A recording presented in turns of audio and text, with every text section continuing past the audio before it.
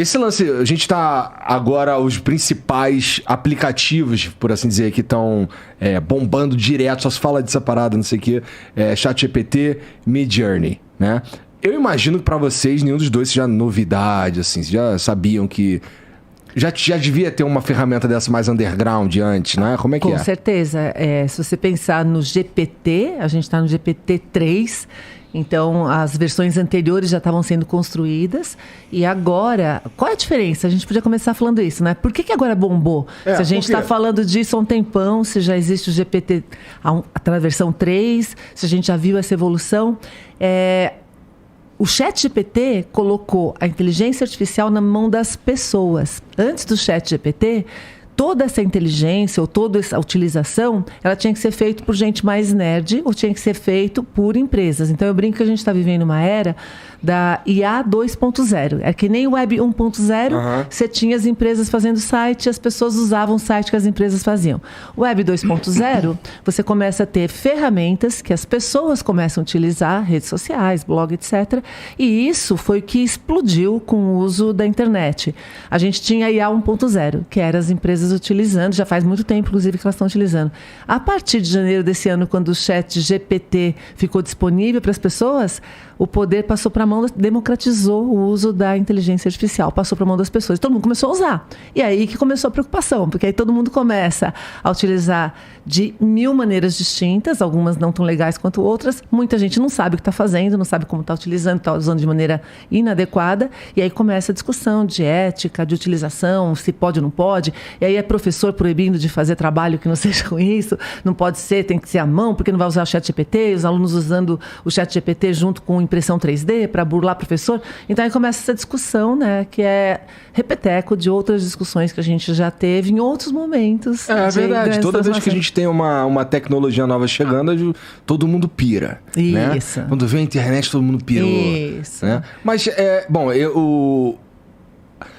essa IA 2.0 que você está chamando, ela não tem o poder de impacto de transformador que a internet tem. Ou tem? Maior. É mesmo? Maior. A gente está vivendo a ponta do iceberg de uma revolução cognitiva gigantesca, provavelmente a maior da história, né? Se a gente pensar, a gente já passou por algumas revoluções cognitivas muito importantes. O livro foi uma delas, não sei se delas, né? O Álvaro com certeza sabe disso. Antes do livro, as pessoas não liam silenciosamente com a cabeça delas, né? As leituras eram feitas, faladas, em grupo, etc. A partir da hora que você começa a ler sozinho e falar com você mesmo durante a leitura, e você consegue ler um monte de livro, que eles começam a ser produzidos, isso populariza, democratiza, de alguma forma, né? Ao longo de alguns séculos, o conhecimento.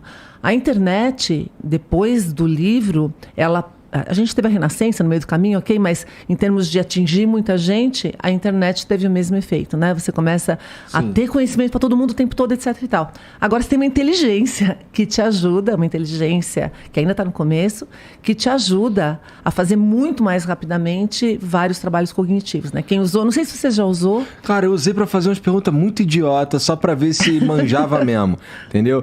Aí a maioria das perguntas que eu fazia, eu falava, cara, eu sou só uma inteligência artificial, não estou preparado a responder questões filosóficas da humanidade, cara. Que é as perguntas assim mais arrombadas que eu fiz, pra ser sincero, tá? E tem o lance, e me ajudem aí, por que o ChatGPT, ele só tem o banco de dados até 2021 e por que é um perigo ele estar conectado à base de dados que a gente tem hoje? Não, na realidade, um dos desafios... vamos voltar um pouquinho, né? Não existe inteligência sem dados. Não existe. Nem no nosso cérebro e nem artificial. Então, por exemplo, se a gente tivesse um cérebro incrível, né? Mas ele não tem memória e ele não tem como capturar dados sensores, que são os nossos sentidos, você não tem que processar. Então, essa combinação de qualidade do processamento e a qualidade e o volume de dados que você tem ajuda para você ter inteligência. Quando a gente vai para a inteligência artificial, qual é um dos grandes desafios que as inteligências artificiais anteriores... Você já ouviu falar do chat anterior, que várias marcas ofereciam, que também são chats inteligentes. Aqueles que você está falando, daquelas interações de Instagram e tal. Isso, chatbots que você colocava lá. O desafio deles é que você tinha que treinar. Então, para um banco, era fácil, que o banco tem milhares e milhares de interações por dia com pessoas. Isso treina a plataforma. Quando você pega uma empresa menor, você tem que treinar com as características da sua empresa. Então, se você não tem dados, você não consegue treinar machine learning. Aí vamos para o ChatGPT.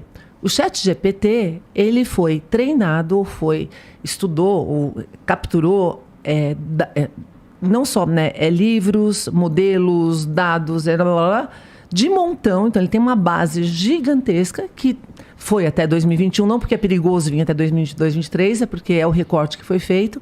E ele entrou em experiência. Tanto que quando você entra no ChatGPT, está escrito lá que ele está ainda em beta, ele está treinando, que não sei mais o que, para você reportar erro, ajudar a consertar, etc. Esse é um modelo de aprendizado.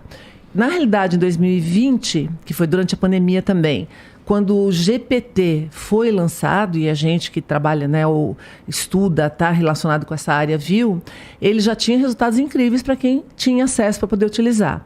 Quando eles viram que o resultado era bacana do que ele trazia, em 2021 eles falaram, bom, se ele traz isso escrito, por que a gente não começa a tentar fazer ele desenhar também, fazer imagens? Foi quando veio o Dali. O Dali ficou famoso no TikTok, todo mundo utilizando, etc e tal. Demorava pra cacete pra produzir uma imagem. Isso, ou fazia um monte de bobagem também, né? O Dali tinha muito mais erro, na minha opinião, do que tem o ChatGPT agora com os textos, né? E a partir daí, em 2022, a tecnologia continua evoluindo e eles colocaram, disponibilizando o GPT, formato de chat, para todo mundo, no finalzinho de 2022 e início de 2023. Aí as pessoas começaram a usar e assim, foi a ferramenta que mais rapidamente atingiu 1 milhão de pessoas, não sei mais o quê, papapá. Por quê? Porque você começa a perguntar muita coisa para ela e ela realmente responde fazendo sentido. Porque muitas das ferramentas de IA que a gente testava antes, você falava, cada 10 coisas que você faz, 9 eram aquelas respostas bobocas, ou muito ruins. Você conversa, ela não entende.